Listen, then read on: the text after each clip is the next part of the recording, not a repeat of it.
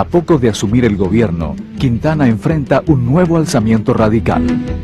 En febrero de 1905, el movimiento encabezado por Hipólito Yrigoyen se propone, según sus palabras, mejorar y encarrilar la vida institucional de la República. Los rebeldes, apoyados por varios cuerpos de ejército, se hacen fuertes en la capital, Mendoza y Santa Fe. En Córdoba, llegan a tomar como rehén al vicepresidente Figueroa Alcorta y a controlar la provincia. Finalmente, la rebelión es derrotada, pero la alarma para los sectores dirigentes queda encendida. Pocos días después, decía Pellegrini: en nuestra república el pueblo no vota, he ahí el mal. Donde el pueblo vota, la autoridad es indiscutida y las rebeliones y conmociones son desconocidas. Reconozcamos que no habrá para nuestro país la posibilidad de progreso político, de paz pública, de engrandecimiento nacional, mientras no fundemos nuestro gobierno sobre el voto popular. Por iniciativa del diputado Palacios y tras arduos debates, se aprueba la ley de descanso dominical para todos los trabajadores. En 1906, muere Manuel Quintana. Lo sucede Figueroa Alcorta, su vicepresidente. Figueroa Alcorta es antirroquista y va desmantelando las posiciones que el roquismo conservaba en las provincias. Paradójicamente, lo hará con el mismo método utilizado por Roca: intervenciones federales y gobernadores adictos. En 1907, se descubre petróleo en Comodoro Rivadavia. El gobierno nacionaliza el área en una superficie de 25 kilómetros a la redonda. En ese mismo año, se produce un hecho inédito en la historia de las luchas populares argentinas: la huelga de inquilinos. Los habitantes de los conventillos de Buenos Aires, Rosario, La Plata y Bahía Blanca deciden no pagar sus alquileres frente al aumento desmedido aplicado por los propietarios. La protesta expresa además el descontento por las pésimas condiciones de vida en los inquilinatos. Los protagonistas de estas jornadas son las mujeres y los niños, que organizan multitudinarias marchas portando escobas con las que se proponen barrer la injusticia. En 1908, las diferencias entre Roca y Figueroa Alcorta llegan a su punto culminante cuando el Zorro bloquea todos los proyectos de ley en el Parlamento, obstaculizando incluso el tratamiento del presupuesto nacional. El presidente toma entonces la drástica decisión de cerrar el Parlamento e intervenir las provincias controladas por el conquistador del desierto. La Argentina se convierte en el país que más cereales exporta en todo el planeta. Ya somos el granero del mundo. Sáenz Peña, desde su residencia particular, va camino al poder.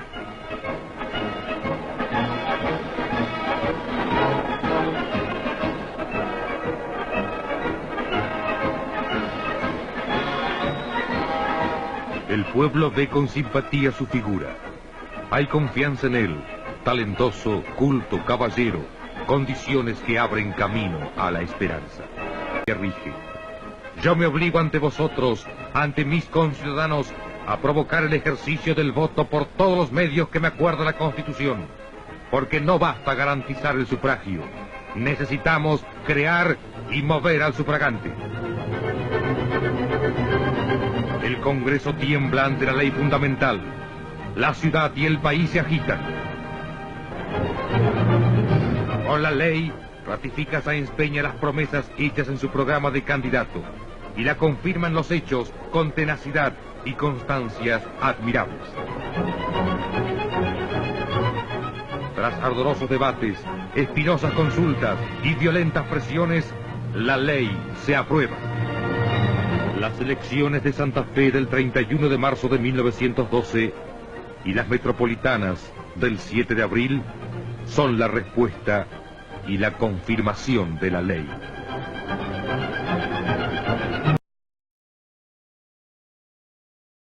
Fue electo presidente de la República y al fallecer, Roque Sáenz Peña ocupó la presidencia. Durante su mandato se funda la Caja Nacional de Ahorro Postal y el Registro Nacional de colocaciones y se proclamó la neutralidad argentina.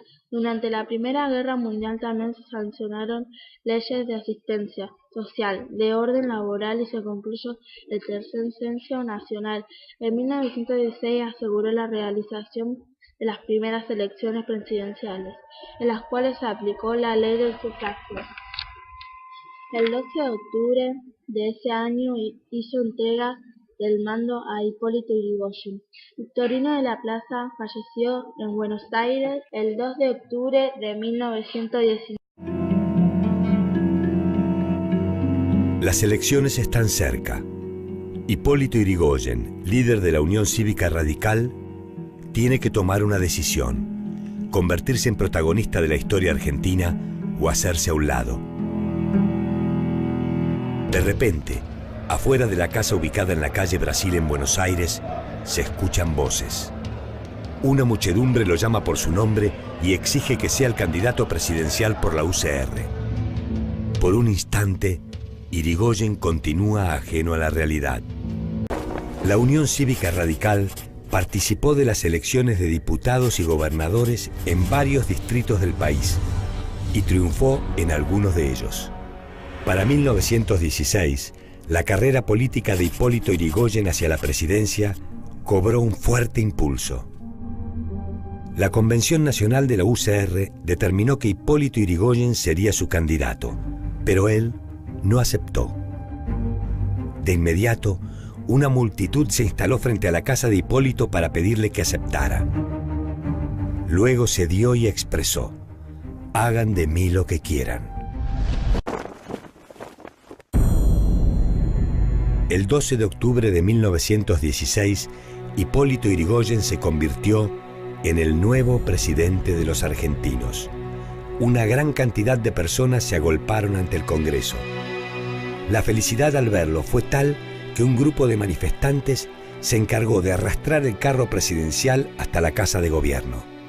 Yrigoyen vivía su momento de gloria. El contexto económico de la Argentina en aquel entonces era complicado. La Primera Guerra Mundial generó un aumento de precios en los productos importados.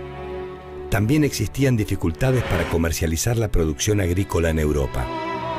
El Congreso estaba dominado por la oposición, la cual se encargaba de frenar los proyectos de ley. Sin embargo, Yrigoyen no permitía que nada se escapara de su control. Todos sus ministros eran hombres leales que carecían de autonomía para tomar decisiones. Yrigoyen era duro, implacable con el viejo régimen. Creía firmemente que los conservadores esperaban el momento para regresar al poder. Esto lo llevó a implementar un sistema de alcahuetes y policías que controlaban a la oposición y hasta a sus partidarios. Por otra parte, se encargó por primera vez de recibir a los dirigentes obreros. Así, medió en los conflictos entre trabajadores y empleadores. Muchas leyes sociales fueron enviadas al Parlamento, pero una tras otra fueron rechazadas por la oposición. Algunas, en cambio, lograron pasar la dura barrera y alcanzar la aprobación, como la que reglamentó el trabajo a domicilio y las jubilaciones de ferroviarios, empleados del Estado y bancarios. En la Patagonia, los trabajadores de la lana decretaron una huelga. El gobierno envió a un mediador y se logró un acuerdo. Al año siguiente, los patrones no lo cumplieron y la huelga se reinició. El presidente tomó una decisión dura. Envió tropas para aplastar la huelga. La represión se cobró la vida de más de 600 huelguistas. Nuevamente, la imagen de Yrigoyen se manchaba con la sangre de los trabajadores. Al finalizar su presidencia, el radicalismo era el partido político más poderoso del país. Aunque dentro de la UCR había sectores que se resistían al liderazgo de Yrigoyen, este logró imponer a su sucesor en el poder, Marcelo Torcuato de Alvear. El 12 de octubre de 1922 se convirtió en el nuevo presidente.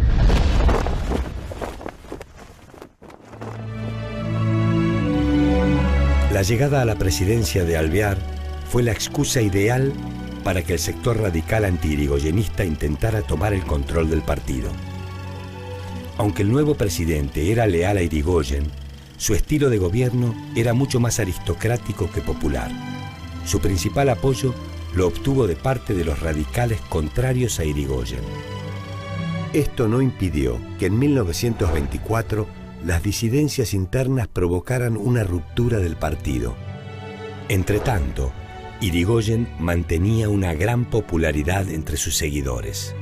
Las elecciones presidenciales de 1928 se aproximaban e Hipólito se preparó para presentar su nueva candidatura. Sin oposición interna en la UCR, tenía gran parte del camino allanado.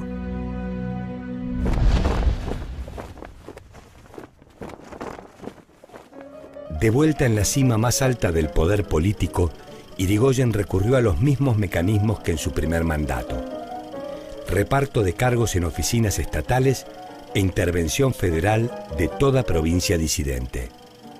Parecía que todo marchaba bien, pero sucedió algo inesperado. En 1929, Estados Unidos sucumbió ante una grave crisis económica. Esta situación repercutió a lo largo del mundo y Argentina no fue la excepción. Irigoyen se vio obligado a recortar los cargos públicos, a la par que el aumento de los precios hizo disminuir el apoyo popular hacia su gobierno. Las intervenciones federales se volvieron en su contra.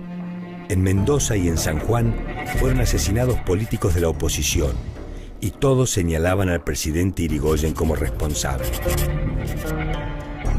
Aquel antiguo líder sólido estaba desmoronándose, síntoma de la situación que se vivía. A la vez, el año 1930 comenzó de la peor manera. En marzo, la UCR fue derrotada en las elecciones de diputados en la capital federal y resultó tercera. La situación política continuó empeorando. Hacia mediados de agosto, las sucesivas marchas, tanto de opositores como de leales al presidente, terminaron con heridos y varios muertos. La delicada salud del presidente lo llevó a tomar una decisión. El 5 de septiembre delegó el cargo en el vicepresidente Enrique Martínez. La primera medida del presidente interino fue decretar el estado de sitio. Fue el chispazo que encendió la pólvora del caos.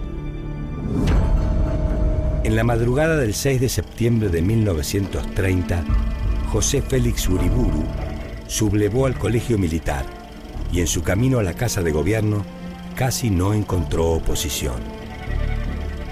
En la insurrección también participaban políticos conservadores y radicales anti-irigoyenistas. Al mismo tiempo, aviones que partieron de la base aérea del Palomar lanzaron volantes impresos en los talleres del diario Crítica que llamaban a la revolución. Irigoyen se encontraba en cama, aunque no fue impedimento para enviar la orden de resistir en las calles. Algunos comités lo hicieron, pero el desorden era inmenso y el vicepresidente se vio obligado a entregar el poder. Hipólito Yrigoyen decidió entregarse al Regimiento 7 de La Plata. Mientras los civiles golpistas destruían y saqueaban su casa, el expresidente fue trasladado a la isla Martín García. El primer golpe de Estado hacía temblar al país. Alentados por la propagación a nivel mundial de regímenes de este tipo, aspiran a un elitismo autoritario que acabe con el sistema de partidos.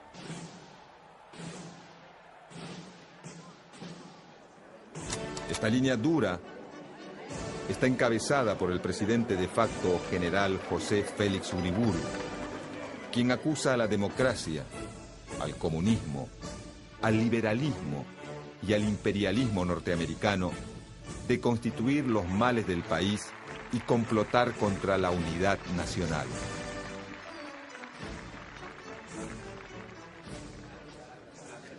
Este grupo nacionalista pretende el gobierno de una minoría proveniente del ámbito militar, amalgamada por la Iglesia Católica y no atada a intereses extranjeros.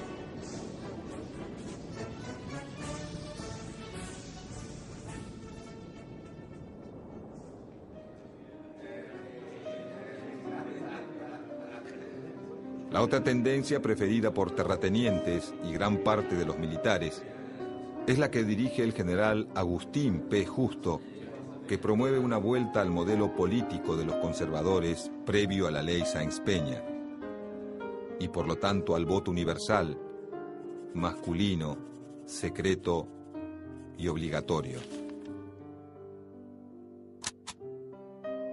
Los seguidores de Justo pretenden una democracia sin necesidad de una mayoría, basada en el fraude y la proscripción. Al poco tiempo de estar Uriburu en el poder, los socialistas y los demócratas progresistas, que en un comienzo habían apoyado el golpe contra Hipólito Yrigoyen, pasan a la oposición. El Partido Demócrata Nacional, una fracción del socialismo, y el sector antipersonalista de la Unión Cívica Radical, presentan a Agustín P. Justo como presidente y a Julio Argentino Roca, hijo, como vice.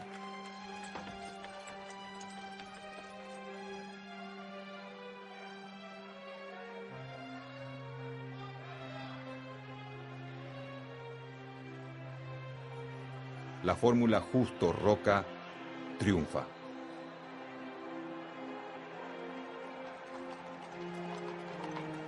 Aún con fraude, la victoria de los conservadores no es aplastante.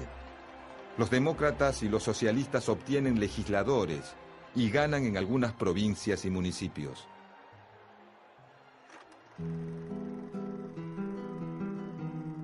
Hacia 1933, cuando empieza a notarse que la crisis iniciada en 1929 no es una más y que su profundidad alcanza niveles desconocidos hasta ese momento, el gobierno de Agustín P. Justo decide cambiar el rumbo de su política económica, nombrando a Federico Pinedo como ministro de Hacienda. Pinedo y Raúl Prebisch, funcionarios del mismo ministerio, llevan adelante una serie de medidas. Implementan el control del valor de las monedas extranjeras, regulan las importaciones, alentando algunas y desalentando otras, y crean los mecanismos para controlar la cantidad de dinero que circula, para poder fijar de esta manera las tasas de interés bancarias. En 1935, se crea el Banco Central, que será dirigido por Raúl Prebisch. Se funda también un organismo estatal para liquidar las deudas de los bancos más golpeados por la crisis. Y se crean las juntas reguladoras de carne, de granos, de algodón y de vino, para asegurar con fondos del Estado un precio mínimo a los productores. Se busca también reforzar los lazos con Gran Bretaña, ya que el gobierno argentino teme por el futuro de las exportaciones de materias primas.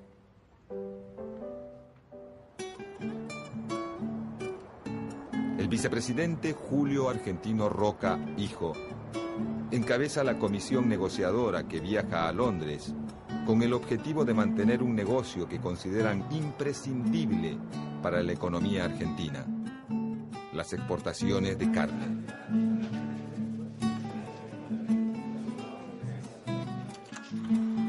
Las exportaciones se mantienen, pero a cambio, los británicos logran una extraordinaria negociación. Se aseguran que la totalidad de las libras ingresadas a la economía argentina se consuman en Gran Bretaña. Todas las medidas del Tratado de Londres, llamado Pacto Roca-Runciman, le aseguran a Gran Bretaña el mercado argentino frente a la competencia de otros capitales. El Pacto Roca-Runciman es apoyado por los terratenientes y los ganaderos. Sin embargo, este último sector se divide. Los invernadores.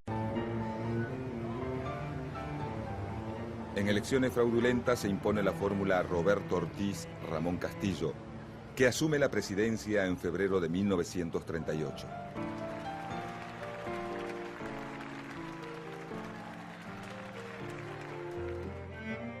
El nuevo presidente es un radical antipersonalista. pero su vice pertenece al grupo conservador más tradicional, el de los seguidores de Agustín P. Justo. El presidente Ortiz se acerca al radicalismo atacando al fraude electoral con la convicción de que sin Irigoyen, muerto en 1933, el radicalismo puede ser una fuerza política moderada.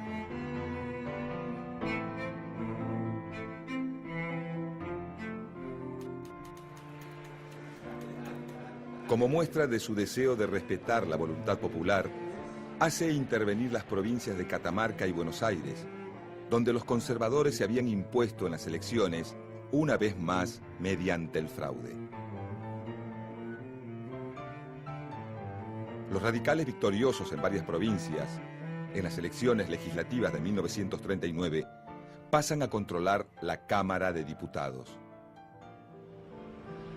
Luego de 2 años de licencia por enfermedad, en 1942, el presidente Ortiz renuncia a su cargo. Castillo, su vicepresidente, que hasta entonces estaba a cargo del poder, asume como presidente el 27 de junio de ese año. Castillo es un abogado catamarqueño, interventor de la provincia de Tucumán durante la presidencia de José Félix Uriburu y ministro de Interior de su antecesor Agustín P. Justo. El nuevo presidente representa el elemento más conservador y antirradical del pacto entre el Partido Conservador y la UCR antipersonalista. Al asumir el cargo no duda en reinstalar el viejo sistema de elecciones fraudulentas. Por entonces, mientras crece el descrédito de los partidos y del sistema político, el Estado se va tornando cada vez más poderoso. El gobierno negocia con sindicatos, empresarios, fuerzas armadas, iglesia y asociaciones civiles. Para 1943, el oficialismo y la oposición se disputan el apoyo del ejército como forma de asegurar la continuidad del régimen o de terminar con él.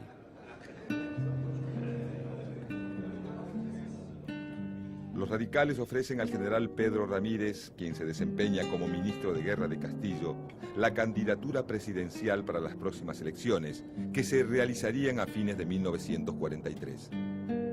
El presidente, en represalia, exige la renuncia del ministro Ramírez, pero Castillo ya ha perdido el poder real. Son ahora las Fuerzas Armadas las que manejan los verdaderos hilos del poder y reaccionan derrocándolo con un golpe de Estado el 4 de junio de 1943.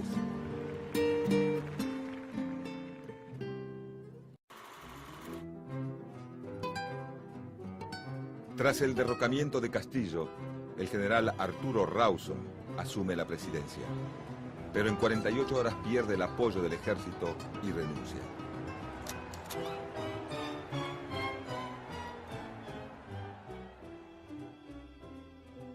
Entonces es Pedro Ramírez quien lo sucede y el Ministerio de Guerra pasa a ser controlado por un grupo de oficiales que conforman la logia GO.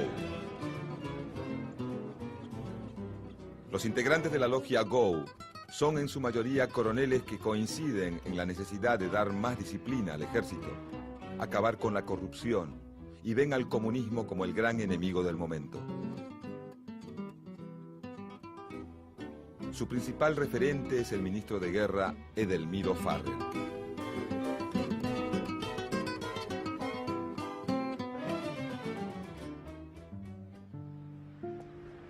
Para evitar posibles protestas sociales contra el nuevo gobierno de facto, los militares toman medidas.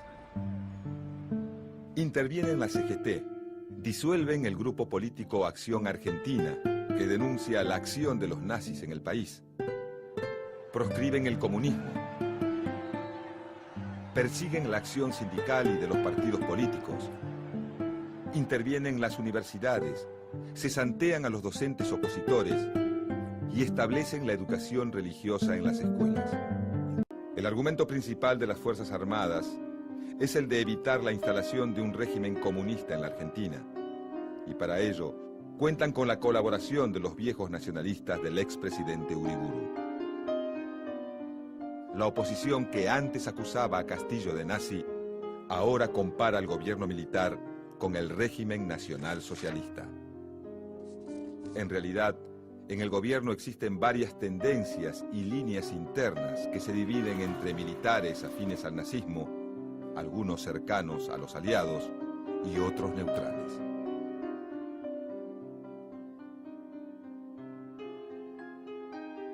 Pero Estados Unidos continúa con sus presiones y actúa sobre el gobierno de Ramírez para que le declare la guerra al eje. En 1944, Argentina, aunque no declara la guerra, sabiendo que el fin del conflicto está próximo, cede y rompe relaciones con los países que conforman este grupo. Ante esta situación, el GO impulsa el reemplazo de Ramírez, que al haber cedido a las presiones de Estados Unidos, ya no es considerado confiable, y logra que se nombre a Farrell presidente. El coronel Juan Domingo Perón es nombrado ministro de Guerra, vicepresidente y además accederá a un cargo que le resultará estratégico. Será secretario de Trabajo. Desde ese cargo se destacará por la novedosa forma de hacer política, basada en un trato personalizado con los dirigentes obreros, circunstancia que lo favorece y lo va transformando en el hombre fuerte del gobierno. Es así como construye su base de poder, buscando apoyo fundamentalmente en dos sectores: los trabajadores y los militares. La oposición política exige la declaración de guerra y se enfrenta al gobierno militar al que acusa de nazi-fascista. Finalmente, cuando el conflicto bélico está prácticamente definido y para tranquilizar a la oposición, Farrell cede y le declara la guerra al eje. Ganando espacio en el mapa político, los partidos opositores al gobierno se alían en la Unión Democrática, donde convergen radicales, demoprogresistas, socialistas, comunistas y conservadores. Exigen la entrega del poder a la Corte Suprema y el inmediato llamado a elecciones.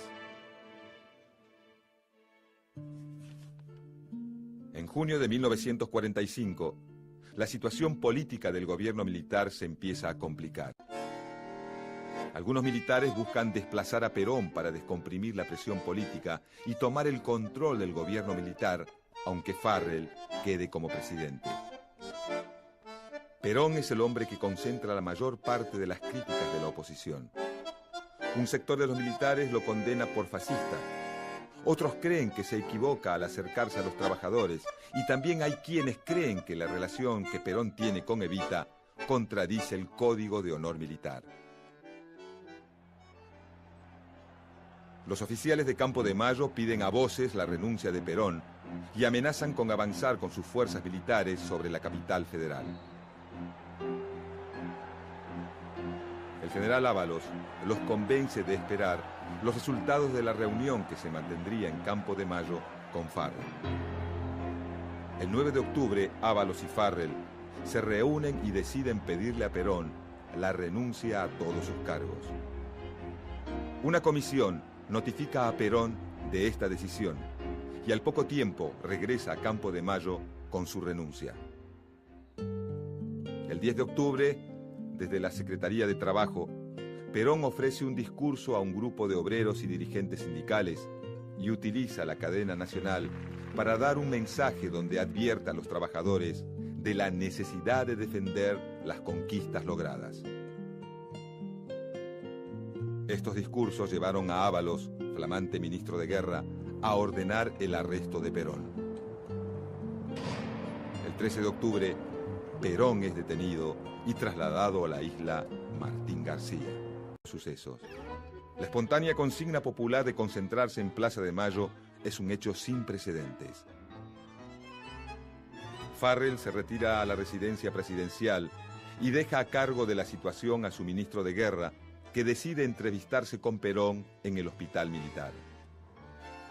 Tras la reunión, Ábalos se comunica con Campo de Mayo para anunciar que Perón le hablará al pueblo desde los balcones de la Casa de Gobierno.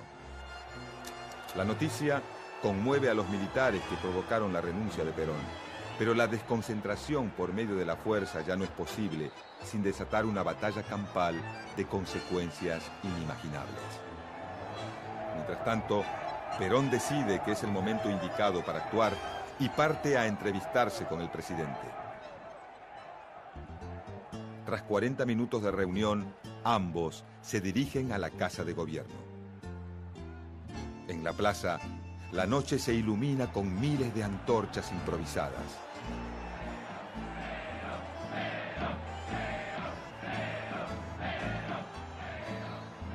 A las 23:10, Perón sale al balcón. La multitud lo proclama como su nuevo líder.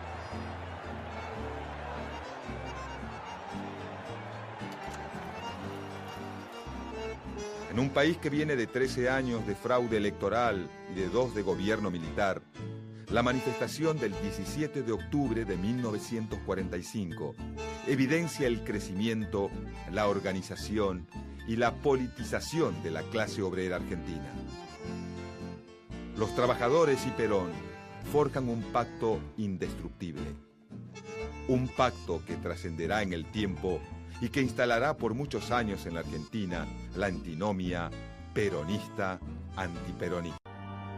En las elecciones presidenciales del 24 de febrero de 1946, la fórmula presidencial Juan Domingo Perón, Hortensio Quijano, con un 52% de los votos, derrota a la de la Unión Democrática. De esta manera, la coalición política del coronel Perón obtiene una amplia mayoría en el Senado y el 70% de las bancas en la Cámara de Diputados, dejando muy poco espacio para la oposición. A partir de este momento, comienza en Argentina una fuerte etapa de confrontaciones y antinomias, que dividen políticamente al país en 2 grupos, a primera vista irreconciliables. Una vez instalado en la presidencia, Juan Domingo Perón comienza a dar forma a su programa de gobierno, basado en la idea de construir una alianza de clases, es decir, un acuerdo entre el capital y el trabajo, garantizado por el poder del Estado. Para llevar a cabo este programa, Perón busca el apoyo de los sectores más afines a él. El sector obrero industrial, organizado políticamente mediante los sindicatos, y el sector empresario vinculado a la industria liviana, que basa su desarrollo en el mercado interno. La floreciente situación económica de la que goza el país en 1946 hace que el plan de Perón empiece a dar frutos rápidamente. En poco tiempo, la participación del salario de los trabajadores en el ingreso nacional pasa del 44% que tenía en 1943 a más del 53% llegado 1948. Para 1949, el salario real crece en un 62% con respecto a las cifras de 1945, permitiendo que los sectores de menores recursos aumenten el consumo de bienes y servicios relacionados con el bienestar. Los sindicatos, que para ese momento ya habían quintuplicado sus índices de afiliación, comienzan a expandir los servicios a sus asociados, construyendo sus propios policlínicos, hoteles y colonias de vacaciones, mientras que el Estado garantiza el acceso a la salud, la vivienda y el sistema previsional de los sectores más carenciados. Estas cifras alentadoras dan al gobierno de Perón un amplio margen de consenso entre los sectores populares, que comienzan a ver al presidente como algo más que un simple líder político. A todo esto, su esposa, María Eva Duarte de Perón, impulsa una medida que la hace sumamente popular.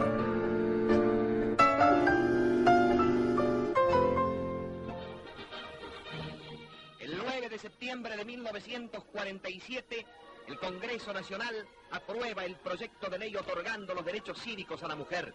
La señora Eva Perón, única gestora del voto femenino, materializó el sueño de la mujer argentina, otorgando la igualdad de derechos civiles con el hombre como corresponde a una democracia avanzada. A pesar de todo, la nueva Constitución es aprobada y Perón se lanza inmediatamente a una nueva campaña electoral. Ese mismo año, se revierten las condiciones económicas favorables que acompañaron los primeros años del gobierno peronista. Si en 1946 Perón logra ganar las elecciones con las principales radios y diarios en su contra, está claro que para 1951 esto no va a volver a suceder. En consecuencia, Perón redobla los esfuerzos de campaña, asignando una vital importancia a la Subsecretaría de Informaciones de la Presidencia. De 1949 a 1951, la propaganda oficial gana las calles y los principales medios de comunicación. Libros, afiches y filmes propagandistas exaltan la figura del presidente y su esposa. Es en esta época que María Eva Duarte de Perón adquiere una importancia fundamental para el gobierno.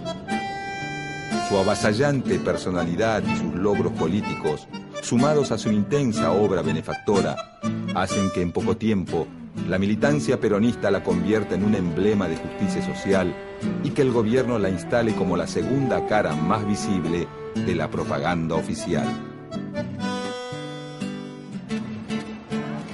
Para 1950, la campaña electoral avanza en medio de una incipiente crisis económica, que trae consigo los primeros brotes de inflación y una importante caída en las exportaciones. Con la llegada de las elecciones de 1951, los partidos de la oposición vuelven a reagruparse como en los tiempos de la Unión Democrática.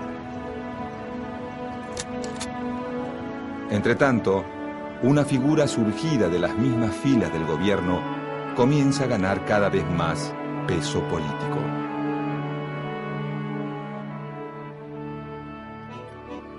A mediados de 1951, un sector de la dirigencia de la CGT y el recientemente creado Partido Peronista Femenino deciden auspiciar la candidatura de Eva Perón a la vicepresidencia de la Nación.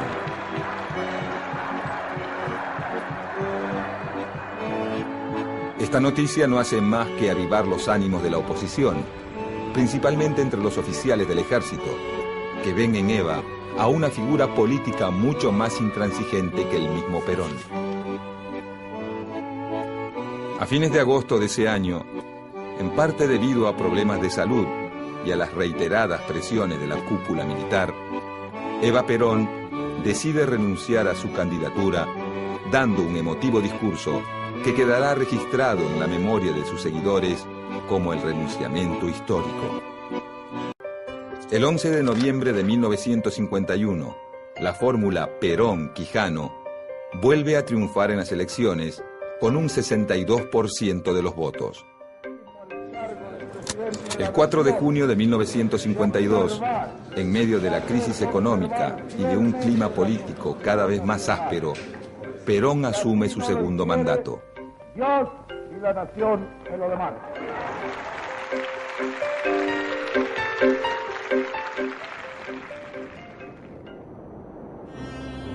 Un mes y medio más tarde, el 26 de julio, Eva Perón muere víctima de un cáncer. Por unos pocos meses, la tormenta política es eclipsada por enormes manifestaciones de dolor popular.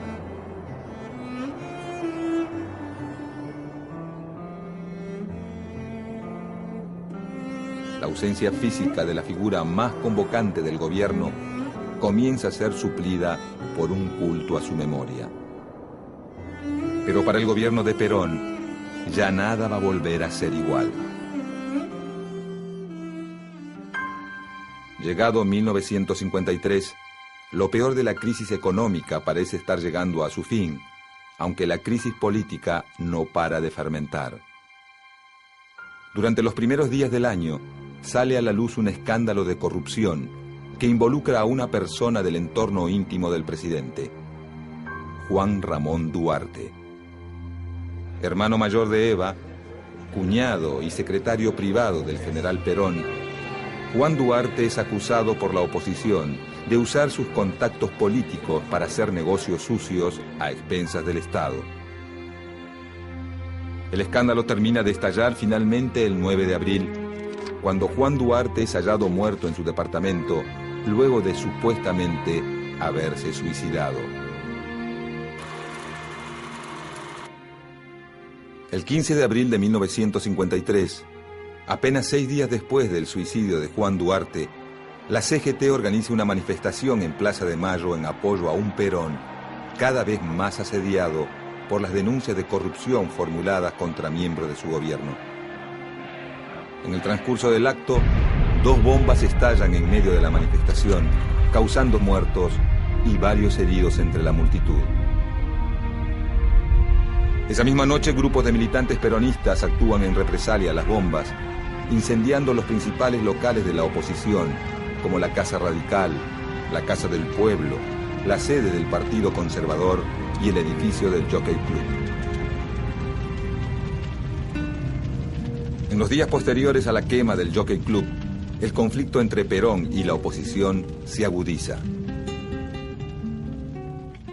El gobierno endurece su política de persecución y censura, y varios líderes opositores son encarcelados. Dentro y fuera de los calabozos, comienzan a correr rumores de apremios ilegales y torturas que desprestigian aún más la imagen del régimen. Para descomprimir la situación, a fines de ese año, el Congreso decide dictar una amnistía. Cerca de 4.000 presos políticos son liberados. Pero lejos de lograr una conciliación, los adversarios de Perón se aprestan a presentar batalla. Para 1954, la exaltación de la doctrina justicialista adquiere ribetes exacerbados.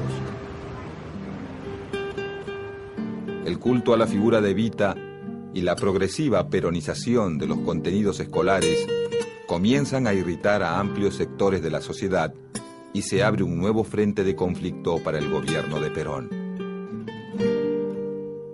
Durante los años de su segundo mandato, la relación de Perón con la Iglesia ya no es tan cordial como en el primer gobierno.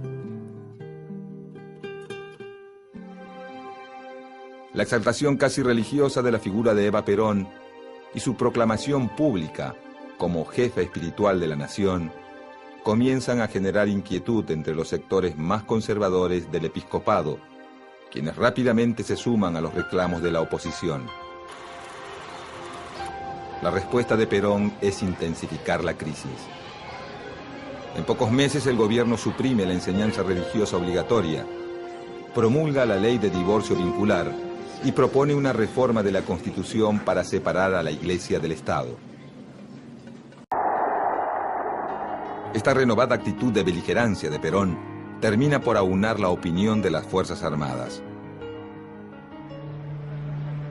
El 16 de septiembre, desde la Escuela de Artillería de Córdoba, el general Eduardo Lonardi inicia un alzamiento militar a gran escala que incluye la ocupación militar de los principales centros urbanos y el despliegue de la Marina de Guerra en las costas del Río de la Plata. Luego de 4 días lluviosos de bombardeos, tiros y resistencia, el 20 de septiembre de 1955, a las 2 de la madrugada, el presidente Juan Domingo Perón decide abandonar el gobierno y refugiarse en una cañonera paraguaya. De esta manera, se impone un nuevo gobierno militar en Argentina, poniendo fin a 9 años de gobierno peronista.